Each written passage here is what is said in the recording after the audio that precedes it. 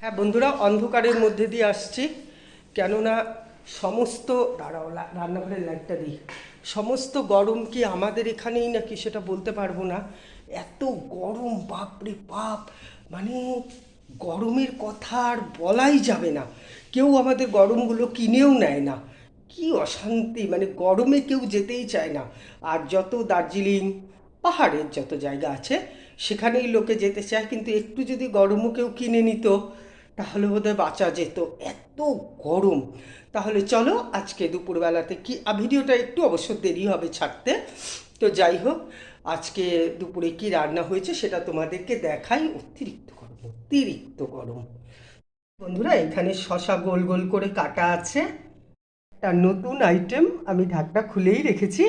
এই যে দেখো, প্রন, চিংড়ি মাছ দিয়ে ওই চিংড়ি মাছের ফ্রাইড রাইস আর কি। এর মধ্যে মাংস ডিম দেওয়া যেত, কিন্তু এতটা গরম যে আর এই সমস্ত আর কিছু ঝামেলাই আর করা হয়নি, শুধু চিংড়ি মাছটা দিয়ে এটা করা হয়েছে। এই যে দেখো, এটা খেতে আমার খুব ভালো লাগে সত্যি কথা বলতে।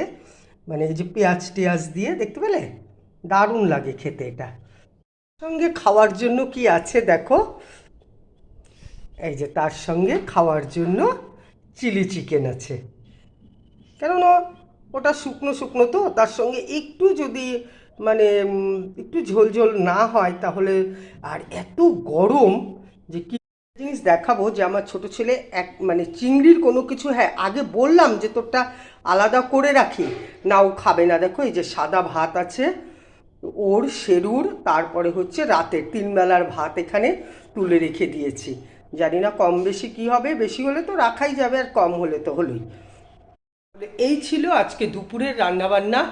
মানে প্রচণ্ড গরম, অনেকটাই দেরি হয়ে গেছে আমি জানি, এখন আর দুপুর নেই, এখন গড়াতে গড়াতে বিকেলই চলে এসছে। তো যাই হোক, মানে এত গরমে যে হয়েছে এটাই অনেক বড় কথা।